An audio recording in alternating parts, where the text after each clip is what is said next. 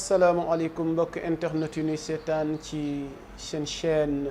qui vous informe au rythme du temps dakarmidi.net ñu ngi am mbégte ak kontante jàkkaarloo ak yéen ci seen chronique jantal mara ñuy wax ni ñu ngi sant yàlla di julli ci yonentam ba moom mënu may tal ak fekke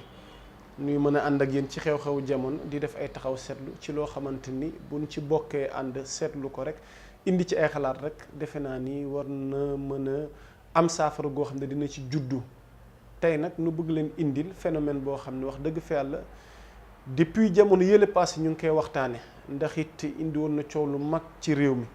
ndax bi internet existé defe naa ni usage bi am na ñoo xam ne ba tey maîtriser guñ ko lan la war a doon réellement wax dëgg fa yàlla ndax internet gis nañ ni bëri na lu mu facilité tey jii nii ci secteur communication bi tey jii ci secteur tey jii ni échange maanaam de l'information internet tey moom moo révolutionné tey defe naa science ci secteur yëpp ndax it da ngay gis ni internet da ngay nekk Sénégal nit nekk bitim réew wala fu waaye na ci àddina bi à travers internet ngeen mën a créer benn connexion mën a créer benn link wax dëgg fa yàlla mu mel ni dala jege te sori na la.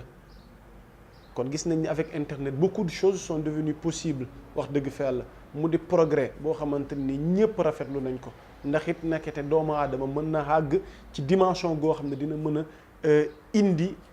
yu doy waar yoo xamante ni defe naa ni dañuy naan sax ndax lii war na mën a nekk mais nu gis ni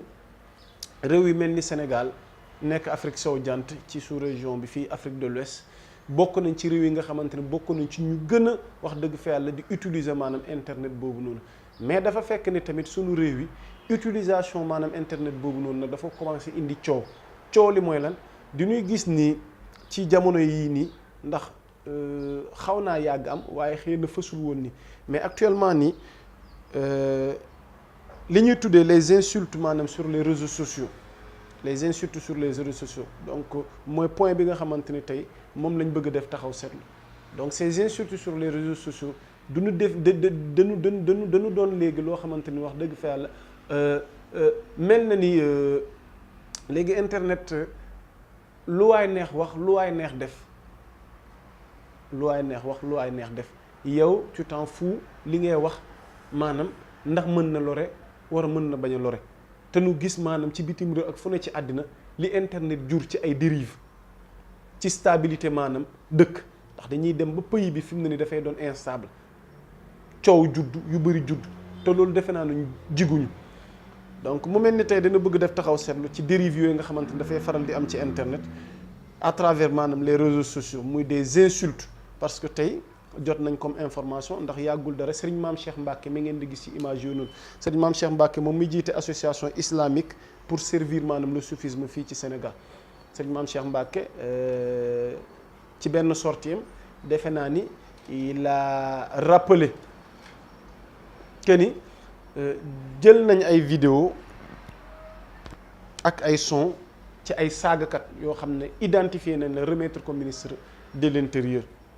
te mu di lu am solo loo xam ne ñun ñii nga xamante ni dañu nekk ci presse en ligne bi dañu nekk ci internet bi ndax suñuy liggéey yëpp daanaka ci internet bi la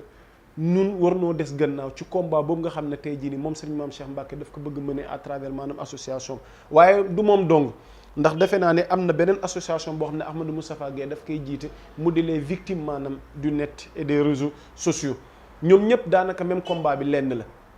nu fexe arrêté bépp propos wala bépp ñaawteef wala bépp image wala son goo xam ne dafay faral di circuler ci réseaux sociaux internet bi te dafay heurter tey jii ni opinion publique bi te dafay jur coow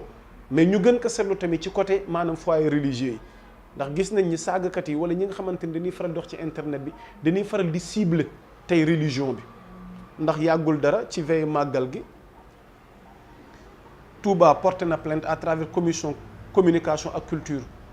moom ki ko jiite di Serigne Cheikh Abdoul Ahad Gaynde Fatma nu koy jaale waale de passage wuy juróom soxna Bali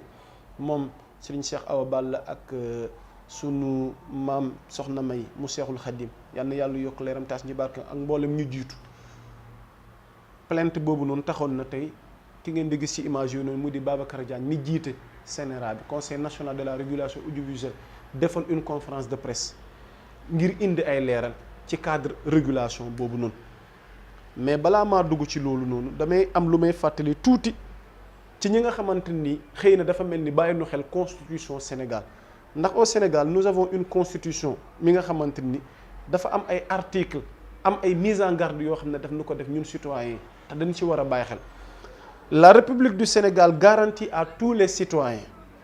les libertés individuelles fondamentales, les libertés économiques, sociaux, ainsi que les droits collectifs. Maintenant, ces libertés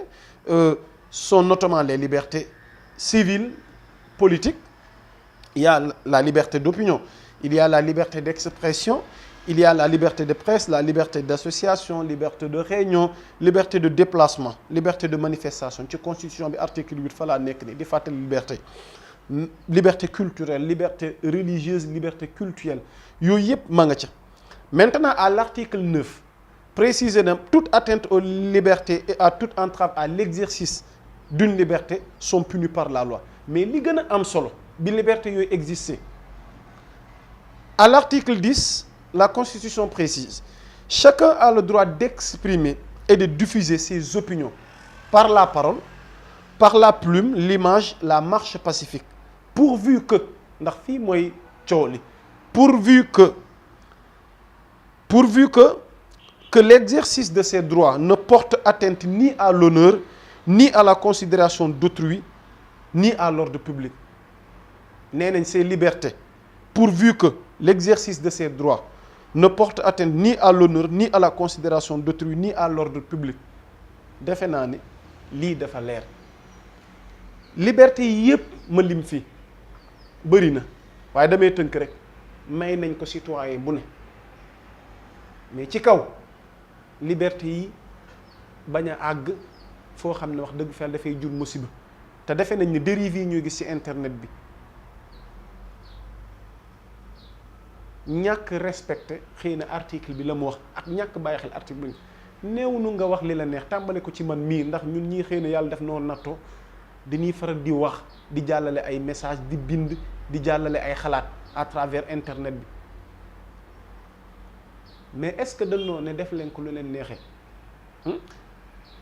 ndax damay fàttali Vladimir Yankelevitch c'était un philosophe am na citation boo xam ne dafay wax foofu ne si tout est permis rien n'est permis te itam la question de la liberté franchement au Sénégal faaw nu xoolaat ko du mën a sax faaw nu xoolaat ko parce que article bi moom précisé na wax dëgg fa naka lañ mën a exercer suñu liberté fekk loroo bala porté woo atteinte maanaam indiwoo trouble à l'ordre public gaañoo nit laaloo honneur nit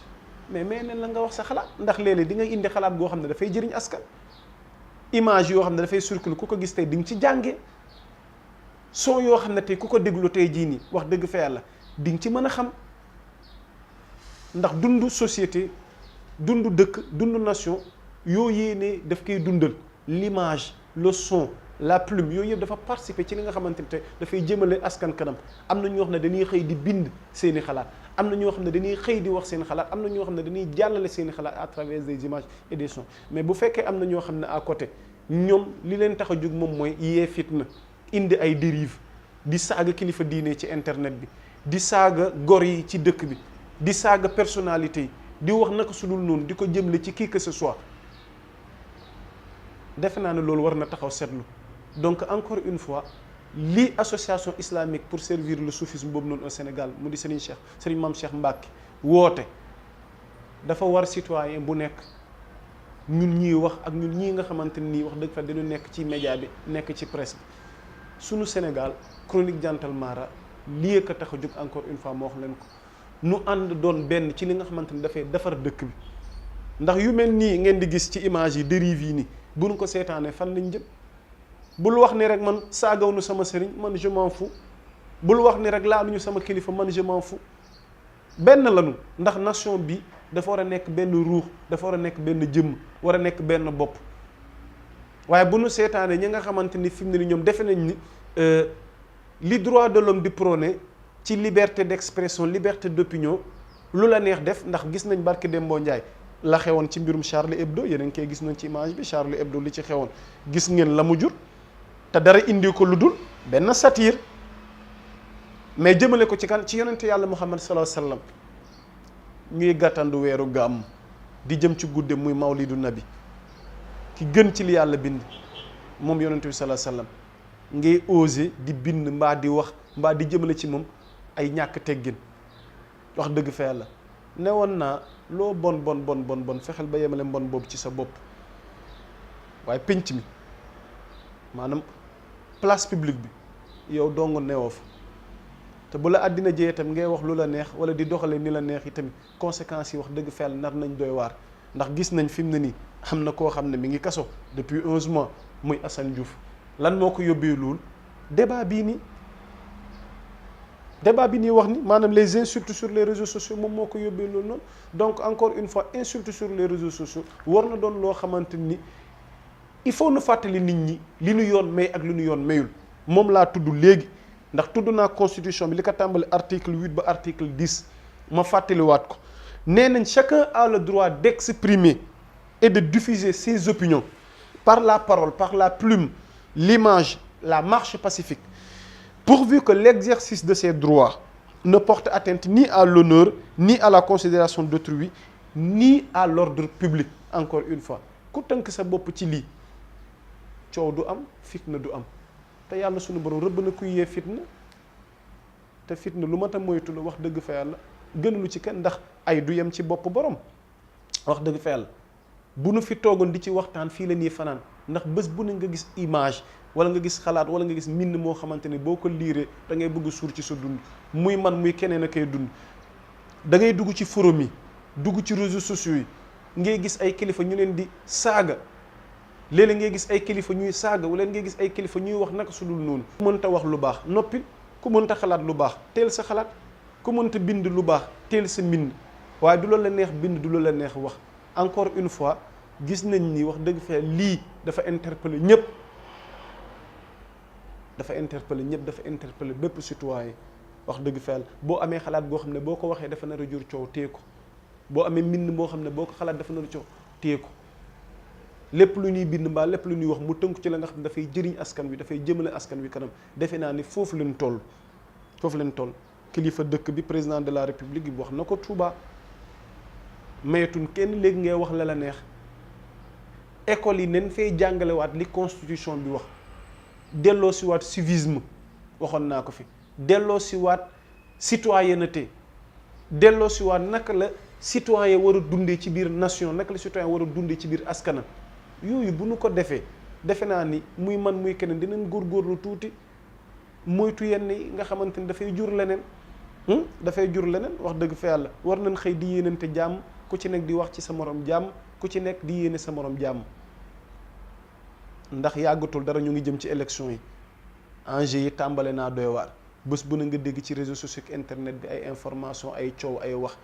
waaye ngelawaay lépp na sell lépp na rafet donc yooyu nekkoon ay taxaw seetlu yoo xamante ni wax dëgg fa yàlla ndax la régulation de l'internet maanaam et des réseaux sociaux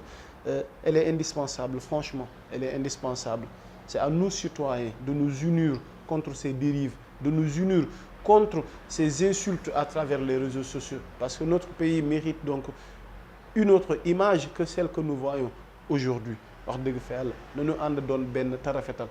liñ ci waroon yaatal bëri na lool waaye li am solo rek ngeen xam ni li woon taxaw seetlu bi ce sont les insultes ak les dérives à travers les réseaux sociaux te dañ cee war a ànd doon benn xeex ko wax dëgg fa yàlla di leen dox dig daje prochainement ci beneen numéro la chronique de Yantal Mara